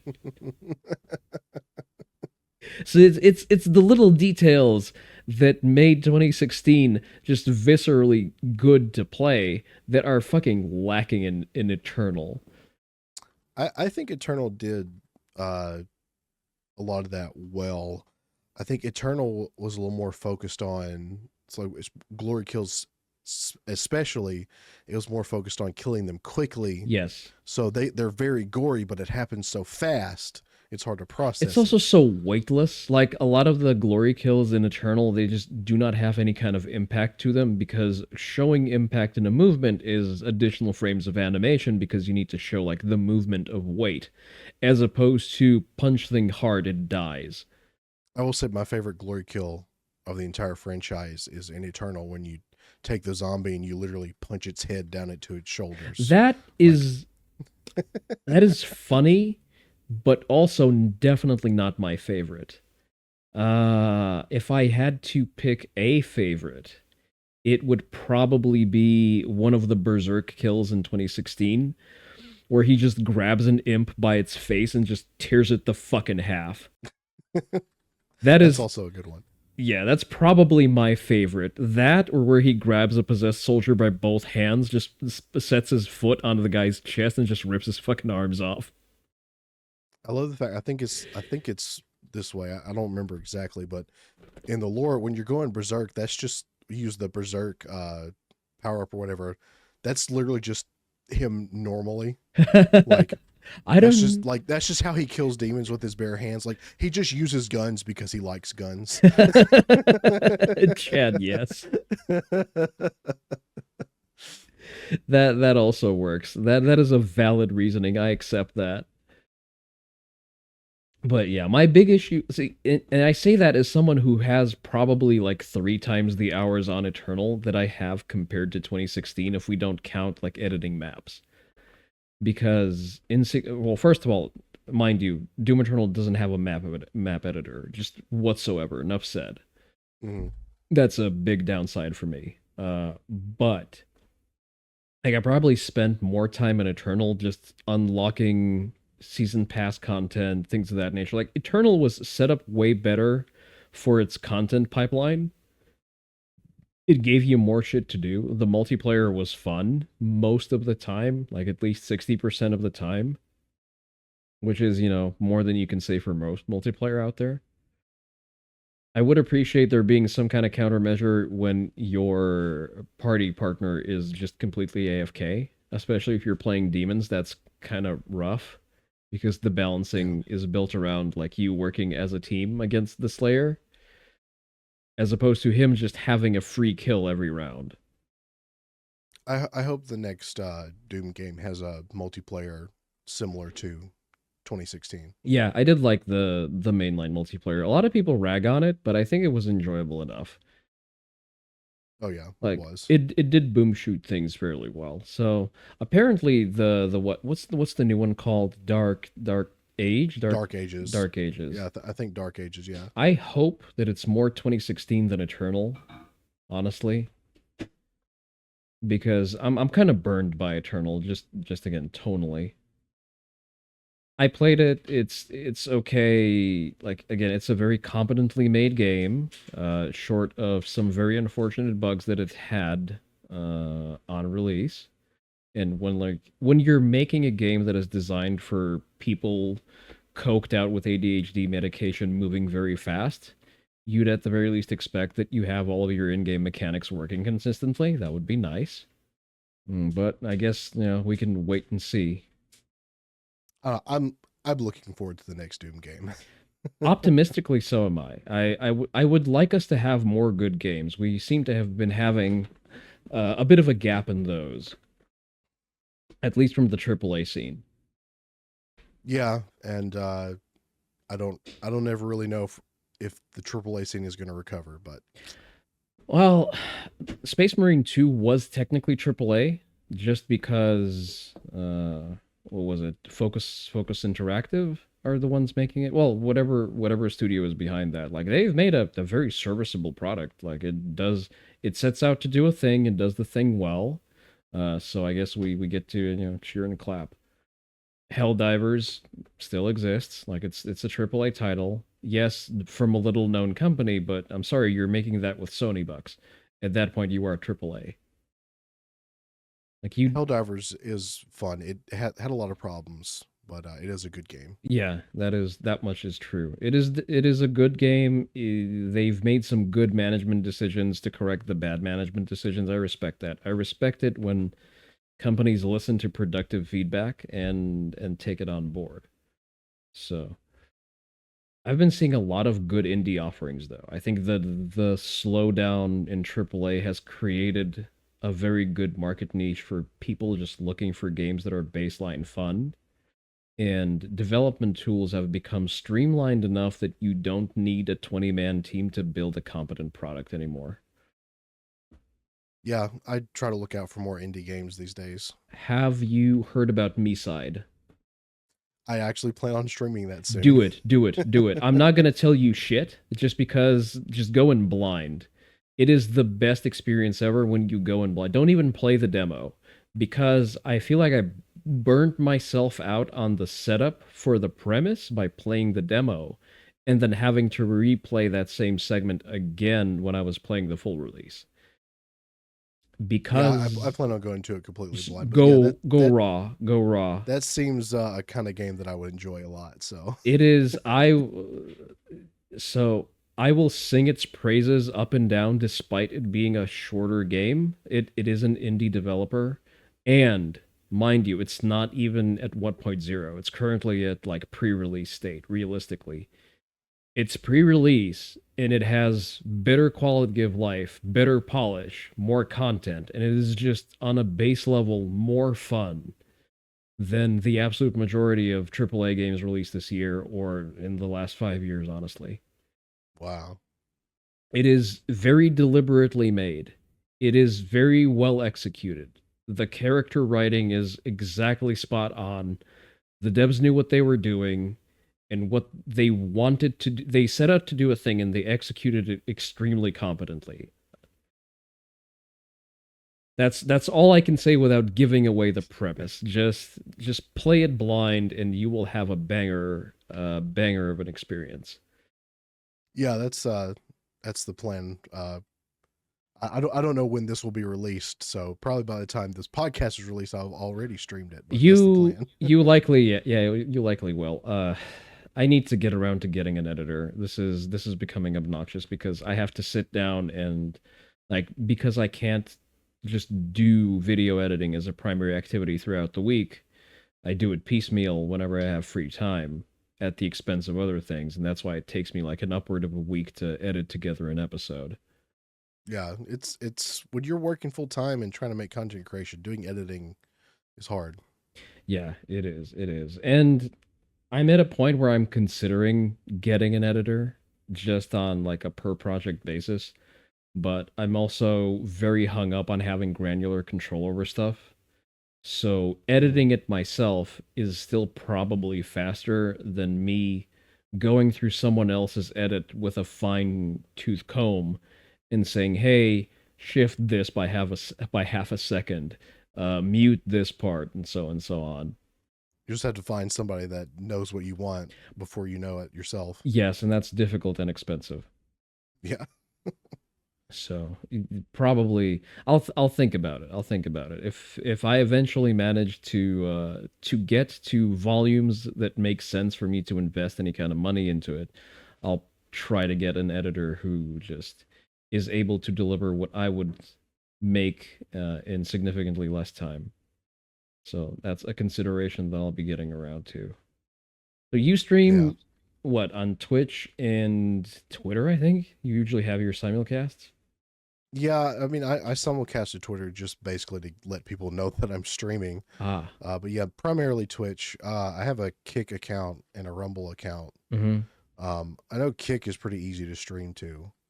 Uh, Rumble, I'm not so sure. I know it's good to have those back. I'm still not a huge believer in some of the alternate social media because there's just not a lot of user base there, but it Yeah. doesn't hurt to kind of tap into some of that. For growth, it's probably great if you're starting from like smaller numbers just because there aren't as many creators on those platforms. So I guess the visibility might be a little bit better. I have a Rumble account. I have some content on my Rumble page, although I don't keep it current, even though I should. My big limitation is that it can't receive videos longer than 3 hours. And like my average podcast episode is 3 hours. So kind of automatically disqualifies me from instantly uploading to Rumble, or I need to go and like make a standalone edit that logically separates the two halves. Yeah. Um, I guess speaking of time, I do have about 20 more minutes where I'm available. Okay, So it's we're here on your cues. Like whenever you have to go, you can go. It's not an issue. We can actually shift over to just highlighting whatever you would like people to know and just look out for. Now, we've already told them that you're doing the me side playthrough, which is I look forward to that since I've already played through the game. Now it would be funny to well, not backseat. Backseat is the wrong word. I would like to see someone experience the same sort of emotional roller coaster that the game presents you with. yeah, Now, yeah, I'm looking forward to that. yeah, now I get to look at that from the sidelines and giggle. Are you doing any content along the lines of gunsmithing specifically? I mean, I will occasionally build a gun on stream on Twitch. Mm-hmm. Um, it just really depends on if I have a project I'm working on. Right now, I mean, I have some stuff I need to work on and stuff that I would like to start, but things have been a little hectic for me lately.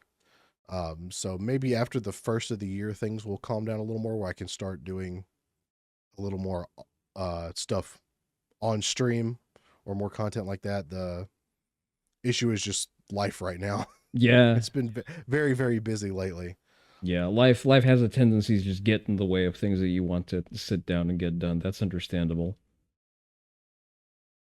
I would very much like to have like gun building content and stuff be a little more of what I do. It's Mm. just I need the time and resources and frankly frankly more workspace because Mm. I don't have a very big desk Yeah.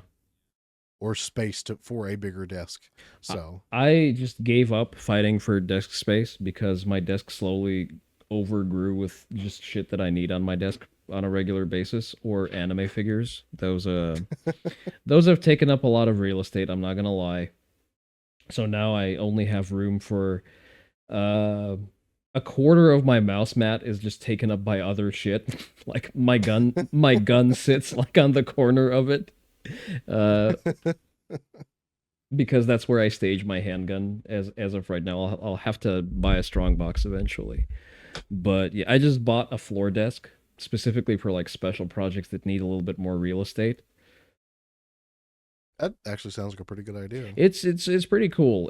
It's also better for my posture because it forces me to sit on the ground, and whenever you sit on the ground, you will inevitably shift over into different positions, and it seems to be beneficial for the bad influence of sitting up in a chair for long periods of time. So I've Yeah. found that to be the case. Like if you sit cross-legged on the floor a lot, it offsets the retraction of your erector spinae and like the lengthening of your abs, which is like a big reason for a lot of people's for it's what is supposedly the reason for sedentary people's deterioration of their stature and like the way they stand.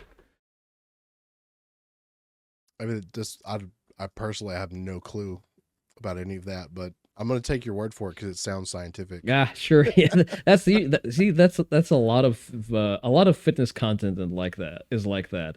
Oh yeah, that guy looks big. I guess he knows what the fuck he's talking about. Which 90% of the case, okay, not 90%, 70% of the cases, it's going to be complete dog shit and completely unrelatable. I try to follow people with like either actual credentials or actual accolades. Like they need to obviously either train themselves to an impressive state of being or they need to have trained others to a similarly impressive state of being at which point I see okay, you obviously know like what the fuck you're talking about pertaining to that specific thing. So therefore your information is worth following. Yeah, I could see that. Kind of finding instead of finding an expert, finding someone who actually knows what they're talking about. And sometimes it's also an expert. Like I follow a lot of Mike Israetel's stuff because he is, first of all, a competitive bodybuilder. He's trained very impressive competitive bodybuilders, and he's also a PhD in exercise science. So like he has the theoretical basis, and then he also has like the wealth of practical results that he can show. Yeah, practical is I guess for that kind of field would be, especially be very very much required. Yeah. You know, as a balance between practicality and instruction, here's an interesting question I've also had. I see SDI advertised a lot, and I'm also seeing like a lot of detracting opinions, so to speak. And because I'm so far outside of it, like I can barely put together an AR lower, so I have no place to even try to fucking gauge this. It took me an upward of an hour to put together, like to put the lower receiver parts into a stripped lower. It is embarrassing. Uh, Well, everybody has their first time, so I listen, if I tried to do that now, it's not going to be much better. It took me 30 minutes to mount a weapon light onto my rifle. It's not great. Granted, I had no well, one explain to me how I'm supposed to hide the cables, so I had to like move the furniture around and like dismount it and mount it again twice to tuck the cables in correctly. or you could just tape the cables to your hand guard or something like that. You don't get to be too fancy with it, I'm but not ready for that just yet. but to anyone that may see this now or in the future, SDI is not worth it. Not Oh, even a little bit. hot take. Not even a little bit. If you want to learn how to do stuff with guns, it's all free on the internet. And from what I have heard, SDI gives you very, very basic information Mm-hmm. and charges you a lot of money. Oh, So it's better to just learn how to do it yourself with the internet. okay. So what would be an alternative? For example, like let's take me. I am notoriously bad at parsing information myself, especially when it has to do like with a learned skill. I function way better when someone shows me and explains like a bit of information, then I can onboard that as like a compact package of thing, like, do things A through C. Okay, well, take like putting together a lower receiver, Hmm. for example. Yeah, You can go on YouTube and watch a guy put together a lower receiver in 10 that's minutes. exactly what I did. Yes. And it's also just practicing too. Like take your gun apart and put it back together. Learn how to learn how to take it apart, clean it, and put it back together. That I agree. I don't. I hopefully no one's getting an SDI diploma to learn how to clean their gun. I hope that's not the case. But what I'm asking about is things that are more specific and need to rely like on a knowledge base. For example, If you like machining something, like changing a gas port on a specific bear, or like drilling a gas port, for example, or I don't you're know. probably not going to learn that from SDI. Oh shit. Go find a gunsmith and ask if you can work for him. Ah, okay. So Something like that. Get applied some actual internships. get some actual experience. Don't go to the fake online college. Well, there you go. You heard it. You heard it here for first. If not first, you still heard it here confirmed. Interesting. Interesting. Okay. Well, we'll leave that as a note. Would you think that applies to their drone operator stuff as well? That I honestly I have no clue. Um, I'm not I'm not very knowledgeable about drone stuff. I'm not super into drone stuff like some other people are. Mm. Um, so yeah, it's just not really something I can really comment on. I like being on the ground. I like all my stuff to be on the ground with me. So But listen, okay, counterpoint. That stuff flies very fast. It's almost like a very large bullet, especially if you strap a grenade to it. yeah, but you know, in the States you have to deal with like FAA or whatever and all that. So Would it's you? just Even I with. know that Mhm. I know that most commercial drones now, like if they fly above 50 feet, they're automatically start communicating with the FAA or whatever. Oh, that Like it's makes just sense. Yes. just built into the drones. Yeah, that I So understand. If they go over a certain height where they potentially interfere with airline traffic, I understand that. then you have to worry about no fly zones and all that stuff, and that's just Listen, if you detonate that thing, you no longer worry about it being a no-fly zone because how the fuck are they gonna find you? Because that thing's definitely not going home. I I think being careless with the drones is That's probably an easier way to get a visit from the feds than 3D printing a gun. probably justifiably so. I joke, of course, with the shenanigans. Although I kind of want to familiarize myself. It would be nice to just have that little piece of the cyberpunk future where I could potentially just send out a drone to handle some kind of menial remote task. It is interesting. I just personally just don't have a lot of knowledge about it. Yeah, understandable. Understandable. Still interesting. Looks like a funny hobby. And it does also broadly fall into the purview of male pattern train autism, I guess. Yeah, that's understandable. Yeah, I could see that. Yeah, definitely true. Okay, how are you doing for time? You know, maybe just another 5 or 10 minutes. So if there's anything you really want to hammer out before I gotta go, Unless you want to talk about anything specific, I'm just kind of free flowing here. no, that's fair. Well, I could say if you ever want to find more of me, I'm literally just MrJMeZZ everywhere. So I'm not hard to find. Excellent. We'll make sure to direct people to places where you want to be found. But Yeah, I'm on Twitch, I'm on YouTube, I'm on all the places. I caused trouble on X, formerly Twitter. So wait, you're still on YouTube? I have a YouTube that doesn't get a whole lot of use right now, but Uh-huh. I might at least try to post more clips or shorts there. Got it. Got it. Okay, well, I'll let people know where to find your stuff. And yeah, listen, thanks for making time to sit down. I know it's busy season for everyone, end of the year, that kind of stuff. Like, Yeah, I'm glad I was able to. I'm glad I was able to find time. I feel like I've been going nonstop lately, so this was great. well, hopefully you'll get some time off during the upcoming Christmas break, however much time it'll net you. I think I get 2 days off of work. So So it's better than nothing, okay? yeah, So yeah, we're fortunate enough to get at least that compared to like the week-long bender that the Europeans enjoy for some reason. yeah, Okay, well, thanks for making it out, man. I really appreciate it. yeah. I had a lot of fun just sitting here and just chatting. That's one of the things I do enjoy doing is just talking about random bullshit with people. So I appreciate the invite. Yeah, you're always welcome. We can always do this again whenever we, when we build up some more gun autism in us. We'll let it rip Absolutely, on a dedicated episode again. absolutely. That sounds like a fun time. Well, Mr. JMS, thank you very much. And for everyone watching this, go and find this man on everywhere and follow his content. I'll see you around. See you later, folks.